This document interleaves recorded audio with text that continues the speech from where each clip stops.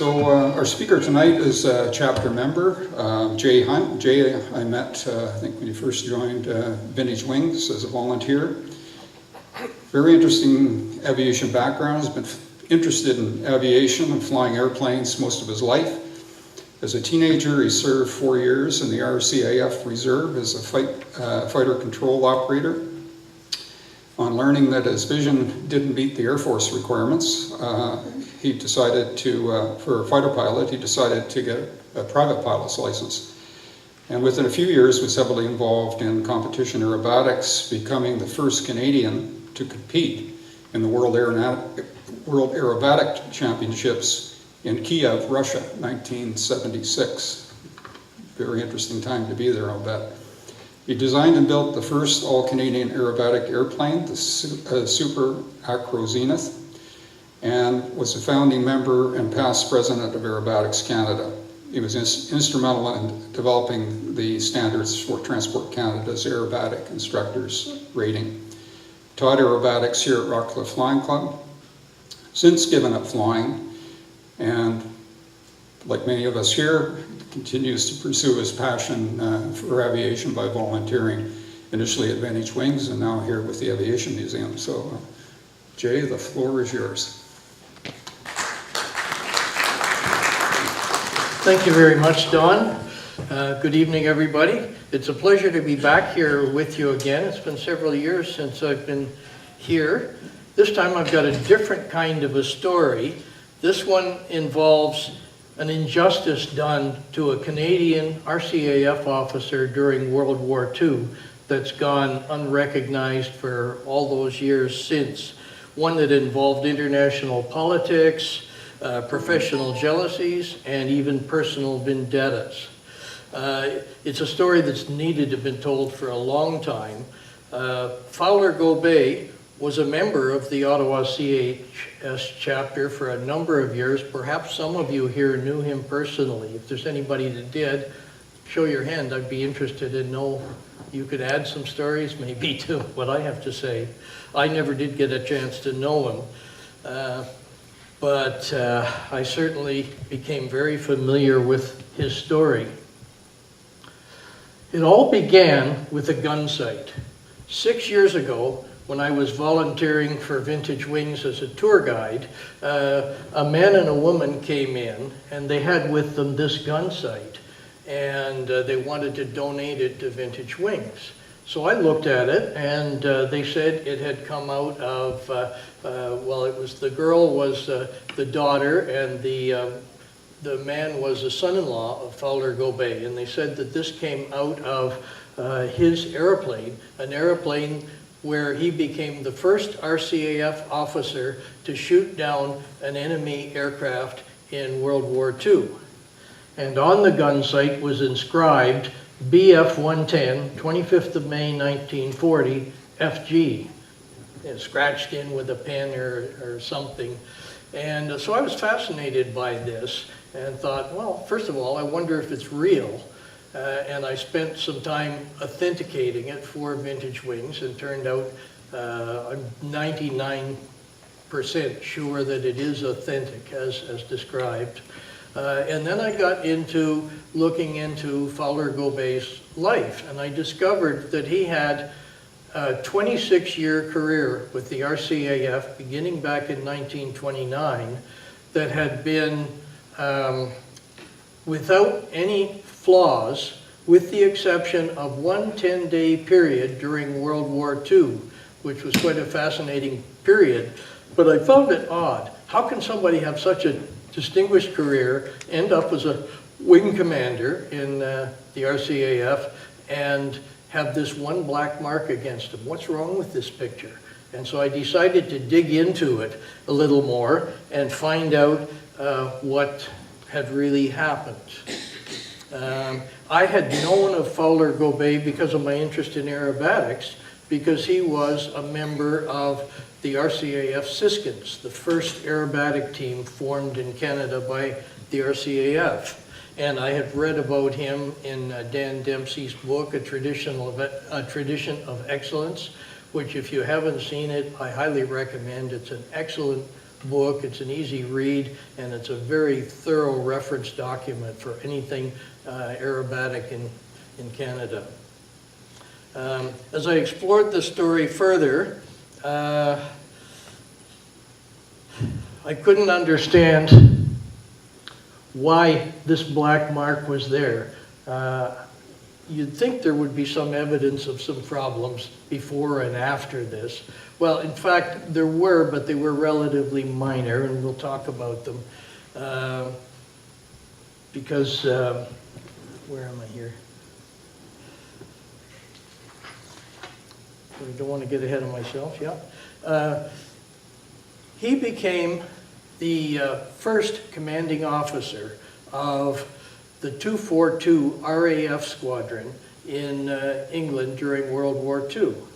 At the beginning of the war, Canada wanted to make a contribution to the war effort, but our own RCAF was not yet ready to be able to send squadrons to Europe to participate in the war. We were just putting up the British Commonwealth Air Training Plan. We were training our own pilots. We didn't have very many airplanes at the time. So the Canadian government and the British government came to an agreement that they would take an RAF squadron and make it a Canadian squadron. It would have all Canadian pilots, and as many of the ground crew as possible would be Canadians. And it turned out they ended up with about 40% Canadians. And Fowler Gobet, at the time, was an RCAF exchange officer with the RAF in England. And so he was tagged as a senior Canadian RCAF officer. He was tagged to be the first commanding officer of 242 during that war period. It was the period of what they called the phony war. From declaration of war in September through to May 1940. Britain was officially at war with Germany, but there was very little in the way of actual contact. And during that period, Gobet's job was to recruit and staff the squadron, train them up, make them combat ready, get them ready to go. From all the reports that I've seen, he showed himself to be an able administrator, and he did a good job of doing this, to the point that he got several letters of commendation, including one from Sir Hugh Dowding himself, who was the Air Chief Marshal of the RAF. And so it seemed that that part of his tour over there was quite successful. So what happened? And it all seemed to come down to 10 days in June when his squadron was deployed to France. And this is after Dunkirk, after the British Expeditionary Force had evacuated from France. His squadron was sent into France for a period of 10 days. Something went wrong, and he was blamed for it. So this is where the story sort of takes off. I was determined to find out what really happened. That's Fowler Gobet. You notice the medals on there. He's got an Air Force Cross and Bar and a number of other distinguished medals. So I started digging into his whole history. He was born in 1906 in Ottawa. His father was French-Canadian. His mother was Pennsylvania Dutch. He grew up here, went to Loyola College in Montreal, Ashbury College here in Ottawa, and RMC in Kingston. He received a commission as a pilot officer in June 1929. Trained as a pilot in Camp Borden, was awarded his wings in September 29. He was among the first pilots to be trained on what was new at the time, the Armstrong Whitworth Siskin fighter, which was the main fighter in the RCAF in the late 1920s, early 30s.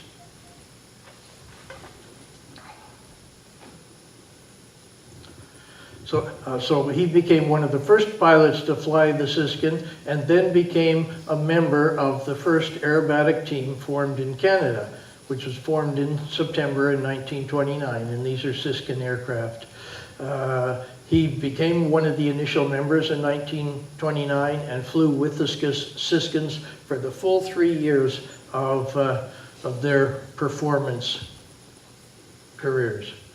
Unfortunately, he met with a tragic accident. 26th of July, 1932, there was a pilot officer, Houston, or flying officer at the time. Houston was the commander of the squadron, and the three-ship formation was doing what was called a squirrel cage loop, which is essentially a line astern, three aircraft line astern, flying 3 consecutive loops in a sort of a corkscrew pattern through the air. In the middle of this, on a practice, this wasn't at an actual air show, it was during a practice, Gobet's aircraft came in contact with Houston's aircraft. His propeller sliced Houston's aircraft in half. Both aircraft crashed. Houston died within his airplane, but Gobet parachuted to safety. And as a result of that, became the 7th Canadian member of the Caterpillar Club, which was a club that was formed for anybody who had survived an aircraft by parachuting to safety. Following that accident, and the accident was, there was no blame attached to the accident. Gobet was found to have no fault in the accident. So he took over as the leader of the Siskins for the balance of the season. And there's, at the bottom of that, is his actual Caterpillar pin, which is at the Canadian War Museum in their archives here in Ottawa. And there's pictures. The top picture is his aircraft, and the bottom picture is Houston's aircraft after the crash. So after that, for the rest of the 1930s, Gobet continued his RCAF career as a fighter pilot, had various postings, promoted to flight lieutenant in 1935, posted overseas as an exchange officer to the Royal Air Force in 1937, and I was assigned to the training squadron there. From all I can find, his career there was unremarkable, nothing special. He was considered a good pilot, but an average officer in every other respect. There were a few criticisms of him during that period, that perhaps he didn't have all the leadership skills they would have liked to have had. Nothing major. There were some very minor things, but things that would surface later on in his career to haunt him. He was considered capable, competent, and trustworthy in his duties.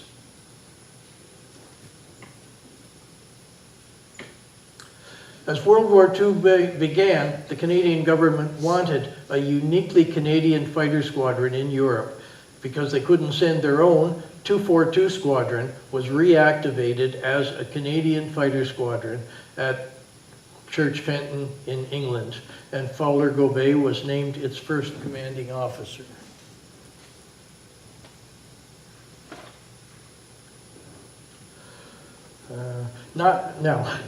Not everybody was happy with this situation.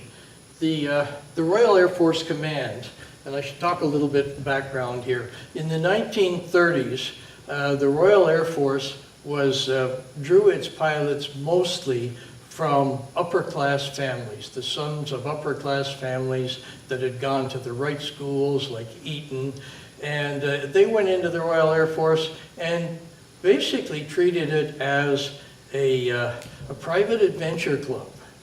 They would go out to the airports in the morning in their Bentleys or their Rollers or whatever they had. They would fly their Armstrong Whitworth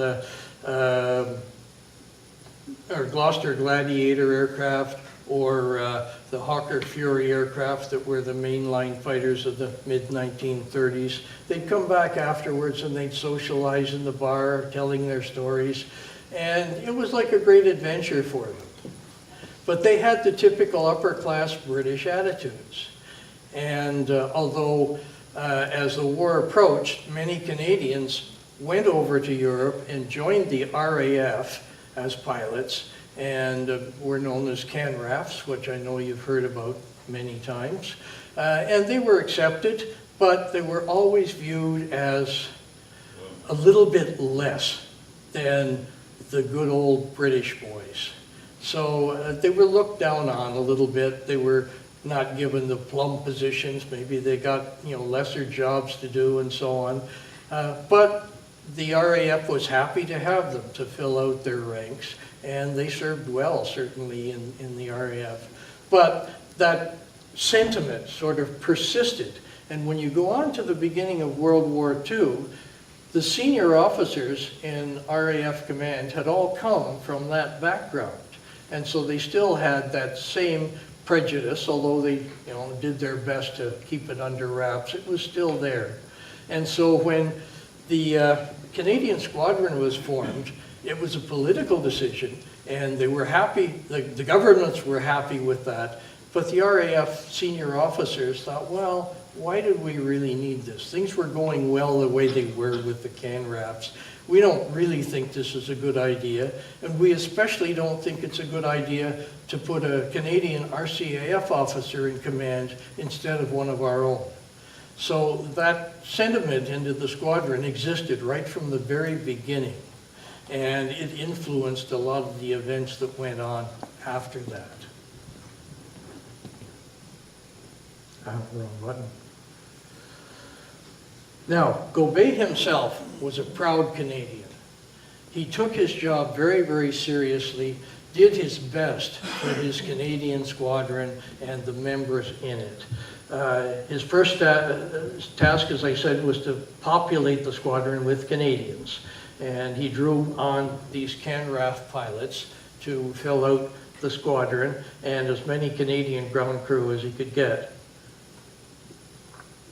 Here is a picture of the squadron as it was in February 1940 during the training.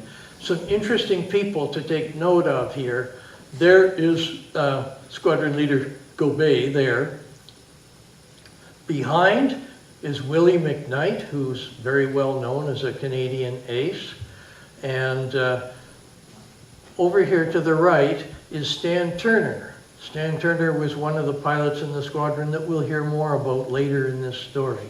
And there's probably some other names up there that you might recognize. Stansfield over here was another one.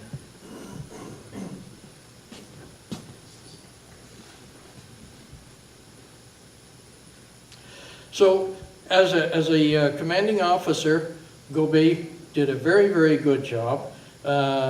He brought his squadron up to strength. He lobbied very hard to get Spitfires for the squadron. Originally, they had no aircraft at all, and they ended up training on borrowed aircraft. They had some Miles Masters, a North American Harvard, and a Ferry Battle, and that was all they had to train on. When his request for Spitfires was turned down, they gave him 7 Bristol Blenheim light bombers and 3 more Ferry Battles, and that was their complement for several months. Eventually, they didn't get Spitfires, but they were given clapped out Hawker Hurricane Mark 1s that had been passed down from other British squadrons that got re-equipped with more modern aircraft. But he did the best he could with what he had. He became a bit of a thorn in the side of the RAF command because he was continually lobbying for better things for his squadron, and they began to see him as a bit of a problem. If he was challenged, he could become very defensive. He would stand up for what he believed in and fight for it. He could be assertive, outspoken, sometimes lacking tact. And so the RAF command, who's used to people following orders, kind of resented this colonial that was bucking against the orders.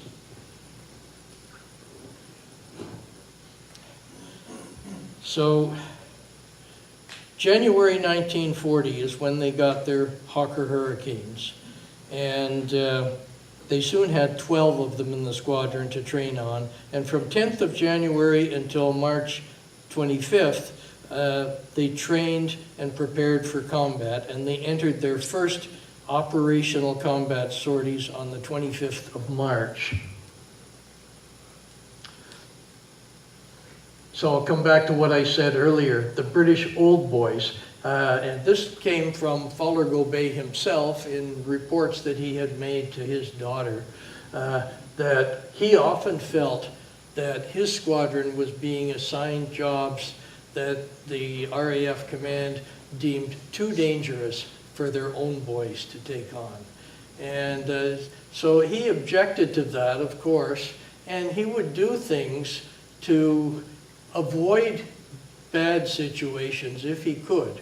If he was assigned a mission that he felt was too dangerous, he might not have enough serviceable aircraft to be able to carry it out, or he might not have enough fuel. He would do whatever he could, short of being insubordinate, to protect his boys. And that pattern continued. Although in spite of that, they suffered bad losses. From May through May and early June, they were provided air support for the evacuation at Dunkirk. And over that period, they suffered 15 losses of aircraft and pilots. And so by the end of the first week of June, they were very badly depleted. Their aircraft were in bad shape and badly in need of maintenance.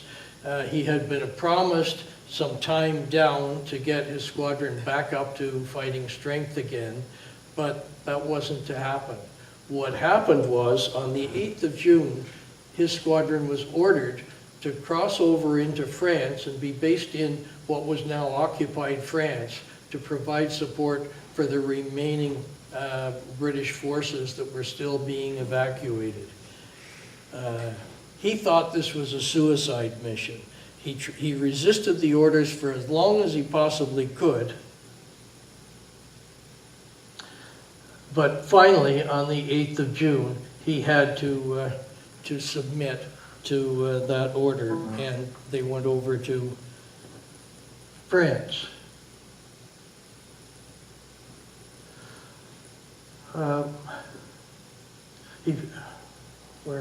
The squadron's operational record was well documented in Hugh Halliday's book, 242 Squadron, The Canadian Years, so I'm not going to go into that. But on 23rd of May 1940, this is before they went to France, Gobet claimed an ME-109 in combat, but the claim was never confirmed. 2 days later, on the 25th, he became the first RCAF pilot to shoot down an enemy aircraft, an ME-110, as pictured here. And that's the aircraft, the gun sight that I mentioned earlier was used to bring down. Now, for some reason that we don't know today, Squadron Leader Gobet kept two nearly identical sets of logbooks. They are in the Canada War Museum. I went in and went through the archives there and went through these. They're almost identical, but there are some small changes as you go through it page by page. It would be an interesting exercise for a post-grad student to go in and go through line by line through those logbooks, look for the differences and see if they can find any clues as to why he kept two sets of logbooks. That was highly unusual for somebody to do. And I was going to read to you what the logbooks say, but I don't have my glasses on now, so I can't read the exact quotes. But you can see on on the picture here, the two of them, this is where he reported shooting down the ME-109. Patrol at Ypres and Lille lost them in clouds near Menin. Saw Junkers 88, but lost him in clouds. Shot down a Recce ME-110 in flames. Almost the same thing over here, a little less detail. Shot down an ME-110 in flames at 20,000 feet. So it was interesting and something that I think should be investigated further as to why this happened. So following, and we're back to France again now, following the evacuation of the British Expeditionary Force, somewhere here we are, the squadron was ordered to France to protect the remaining troops. On the 8th of June, Gobet reluctantly dispatched the squadron to France. And for the next days, it seems to be there was total chaos. The reports that come back from that 10-day period were conflicting, overlapping, some were missing. Nobody really could get a clear picture of what had happened. Communications broke down. The chief RAF officer in France at the time was the wing commander of 67 Wing, but communications between him and Gobet as the squadron leader was often non-existent. There was communication with his adjutant and other things, but they were confusing. And so for 10 days, it seemed like nobody really knew what was going on and nobody was in command. Eventually, on the 15th of June,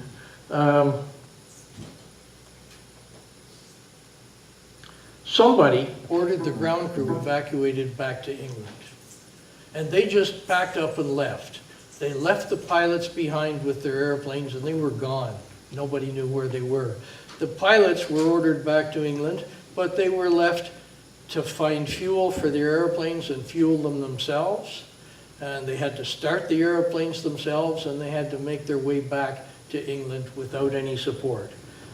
So they ended up going back in pairs or small groups as they felt that was, Gobet felt that was safer than sending the whole squadron together and being subject to possible interception. And he stayed behind to make sure all his troops got out and was the last one to leave with one wingman that came over with him. And he arrived back in England on the 18th of June. Now, from the Royal Air Force Command's perspective, they saw that this whole thing was a fiasco, and they were looking around and saying, who are we going to blame for this? What's going on? And they started getting bad reports back about Gobet, in particular from a couple of people. One of them was Flight Lieutenant MacDonald, who was Gobet's adjutant.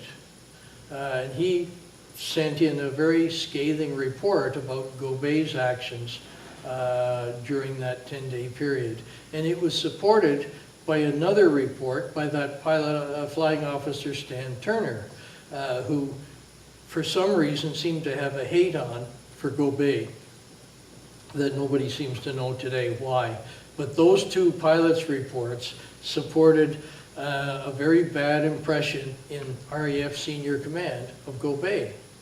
And they had already seen him as a bit of a renegade and a bit of a problem, so this fed right into that attitude that had been developing in them for some time. And so they looked at it and they said, well, who's at fault here? We can't blame our own wing commander. He's one of our guys. It can't possibly be him that was the problem. So that Canadian is over there. He must be the problem. Let's, paint the picture for him and point the blame at him, and that'll give us the excuse to remove him from that command and change that squadron from being an all-Canadian squadron, which we never wanted in the first place. And by the way, at the time, Canada was by that time ready to send its own RCAF squadrons over to Europe, And so they felt there was no longer a need for there to be a Canadian RAF squadron because they could handle it themselves. So these things all dovetailed together, and shortly after Gobet's return to England, he was removed from command. The RAF put Douglas Bader in charge of the squadron. Douglas Bader, of course, was one of their own and a very famous decorated fighter pilot. And he turned the squadron quickly into an international squadron. It was no longer a Canadian squadron. Now, back in Canada, these reports, and I've read through them, they were in his personal log that records that were released 3 or 4 years ago. I've read through all of these, and there were some very, very scathing reports that seemed to get repeated and amplified as they went further up the line in the RAF. You can look at several of them, you can see the same words were used again and again, things like unfit for command and other things. So you could see that one fed another. All this got fed back to Canada.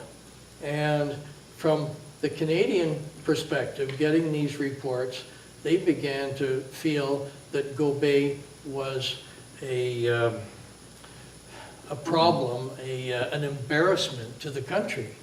And so once he was removed from command, they recalled him back to Canada, and they said he will not be sent back to Europe again. They gave him, at one time, they considered cashiering him, kicking him out of the Air Force, but they couldn't find anything wrong. They saw all these bad records, but they couldn't really find anything wrong. Gobet himself wrote many, many reports in his own defense. Now, they didn't do him a lot of favors because he tended towards exaggeration and to the point that you had to question the credibility of some of what he wrote. One report would say one thing and another one would say something different. At one time, and I don't know how this came about, he even claimed 7 kills and 7 more unconfirmed, which has never been substantiated anywhere, not in his logbooks, not in anywhere else, but it appeared in one of the letters that he wrote. So he didn't do himself any favors with his actions in trying to defend himself. I think how did that go back? Have I been pushing a button I didn't know? Yep. So that's about where I am. I think I've covered all that. So he was assigned jobs. He wasn't supposed to be sent back to England, but somehow in 1943, Gobet got assigned this job to become the first to ever ferry a glider across the Atlantic Ocean, being towed by a C-47. It's a 2-seat glider called Voodoo, and he was the co-pilot. So there was the pilot in the C-47, the pilot of the glider, and the co-pilot who was Gobet. And it was a long trip in 4 legs, as they're listed there.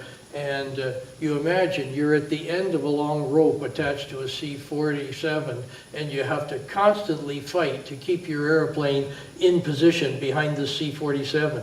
And many times in bad weather, it took both pilots on the controls to keep the airplane where it should be. So it was a very, very difficult and hazardous mission. But they completed it quite successfully. Both aircraft they arrived safely in Prestwick, Scotland, and the crew, the 3 crew members, were all awarded Air Force Crosses for that mission. Now, back home, there was some criticism in the RCAF ranks saying, how come he got that mission when he wasn't supposed to be sent back to Europe? No answer as to how that came about, but it did. And whoever made the decisions just took the flak for it, I guess. But that was another highlight in his career. And from there on, he stayed in the RCAF until 1956 with a variety of appointments. He led the bombing and gunnery school at Fingal down on Lake Erie. And he was commanding officer of No. 1 Instrument and Flying School in Deseronto. In 1948, he became a wing commander, and was a personnel administrator office at Trenton, and in 1953 was commanding officer of Station Toronto. In 1953, I did it again. In 1953, he was awarded the Queen's Coronation Medal, and I could not find any reference as to why. I couldn't find the citation for that medal, so I don't know. Why does it keep doing that? So I don't know why he got that medal, but he did. And then he retired as a wing commander in 1956 and spent 25 years following his RCAF career working for various charities and so on. Moved back to Ottawa in 1986, was a member of this chapter here until he died in 1994. Now, out of all of this, there are controversies that arose. Although most people under Gobey's command respected and admired him, but didn't think he had anything outstanding, like he wasn't a hero or anything like that. It was just, okay, you know, he's a nice guy, he's a good leader, we don't have anything bad to say about him, except for Flying Officer MacDonald and Flying Officer Stan Turner. Hugh Halliday's report of 3 or 4 years ago, 242 Canadian Squadron Revisited, details a lot of what they said about this and what his opinions were of that as well. But underneath all that is this current of discrimination against colonials by the British High Command, the need for a scapegoat for that disastrous mission in France, and that all came together to damage his reputation. A number of reasons. As I say, RAF Command resented having to create the Canadian Squadron in the first place. The brass saw his resistance to authority as near insubordination. They saw him as a problem. He was equally distrustful of his British superiors. He didn't trust the missions they were giving him. He thought they had ulterior motives, that they were discriminating against him and his boys. And Turner and MacDonald's very negative reports reinforced all this. And as I said earlier, Canadian officials saw Gobey as an embarrassment. I went back again. And as I said, by the mid-1940, an all-Canadian RAF squadron was no longer needed. Now, after the war, his war record was reviewed again and again and again. There are numerous reports in his Air Force record showing what various people had said. They couldn't find anything to nail him with, so to speak. And after a final review in 1946, the case was quietly closed, brushed under the carpet, and just forgotten. Now, there's two outstanding unsolved mysteries that I had. First of all, why did Squadron Leader Gobey maintain two nearly identical logbooks? Now, we'll go back this time. One possible reason for that, and this is my conjecture, is that he was suspicious of the RCAF command to the point that he felt that when he was sent back to Canada, that they might confiscate his logbooks and keep them in Britain. So he maintained two sets of logbooks so that if they kept one, he still had another one to bring back to Canada. That's the best answer I can come up to that question.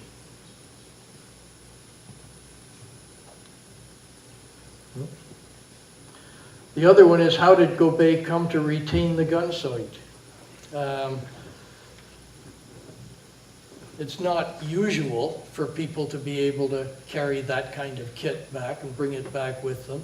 But the possibility is that being the commanding officer, he had more flexibility than others and was able to do it. But it's also possible, and this seems to make sense to me, that it's superstition. The pilot shoots down an airplane with this gun sight and it becomes a good luck piece to him. so that he was able to take it with him, use it in subsequent aircraft in the hopes that it would be successful again. I don't know whether that's true or not, but at least it's a plausible explanation. Also, the two bad reports that he received. Why? One, there's no question that Stan Turner had it in for Gobet. We don't know why, whether it was personal jealousy, whether he was envious of Gobet's position in the squadron, we just don't know. But he did everything in his power to besmirch Gobet's reputation. The other one, the adjutant, MacDonald, you might ask why he wrote the report. Well, Gobet himself thought that MacDonald was incompetent in his position as adjutant, and he wrote several letters complaining and criticizing MacDonald as the adjutant. So a possibility is that MacDonald wrote these scathing reports against Gobet to cover his own behind, to make up for his own failings and shortcomings and put the blame on Gobet.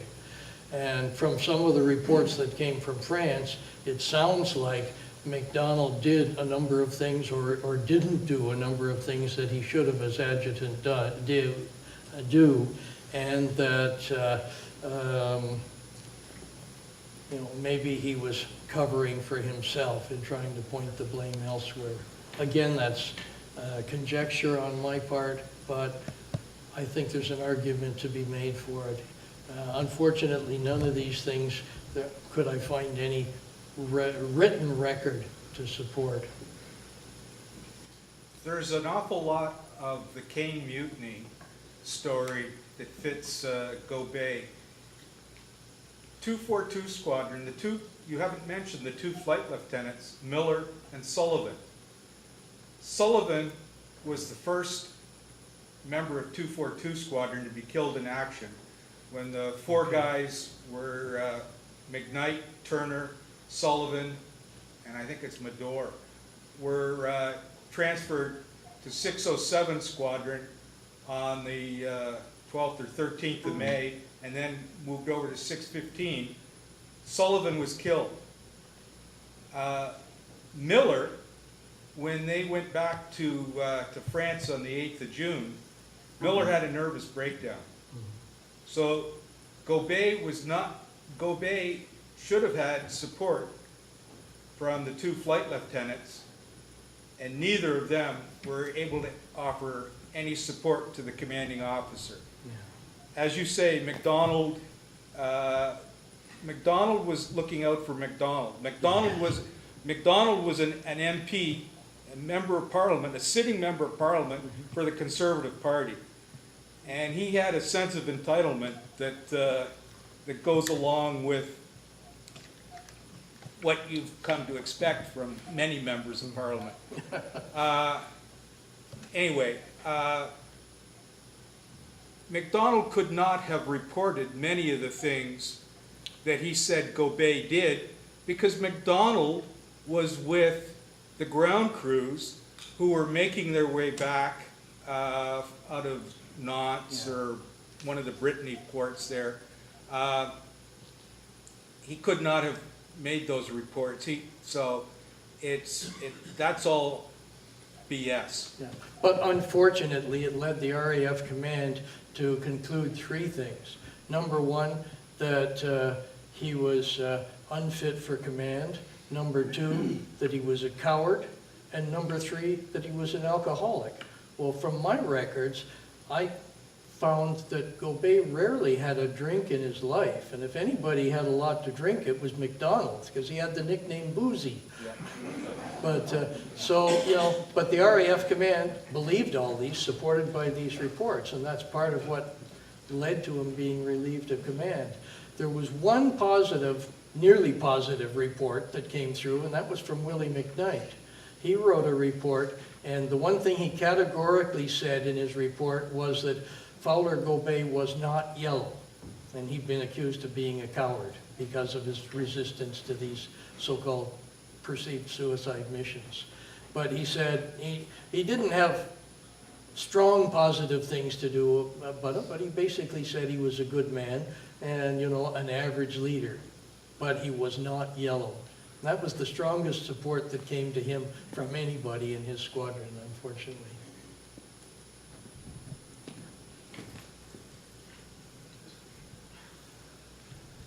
As I say, he was never officially absolved of any wrongdoing, nor was he officially blamed for any wrongdoing. It seems to me that his greatest sin was his loyalty to Canada and his acting in the best interests of his boys. If you can criticize him for anything, you can say he wasn't British, he was Canadian. So my hope in telling this story in the first place is to try and shed a different light on Gobet's career than what has been shed before. And I've written an article for this that I've been told the Journal will publish, because if there's anything that can be done to erase the black mark from his career record now, it would be nice to see that happen. He has no family to fight for him. He has one surviving daughter who lives here in Ottawa, but she's 80 years old, and she's very sympathetic. She was happy to hear the things that I had concluded in this report, but you know, it's not like there's a family of sons and daughters around that are going to fight to clear his name. So this is literally the only chance that his name might ever be cleared for the history books. That's why I was hoping this would become part, at least, of the CAHS record.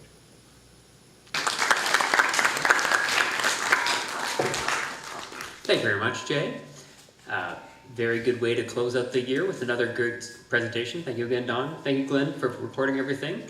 And there are books on the table for anyone who hadn't seen them on the way in. And if you're at Canada Day here at the museum, please look for us, because CAHS will be manning a table selling more books and hopefully getting some new people interested in aviation, because it's really interesting. Have a good summer.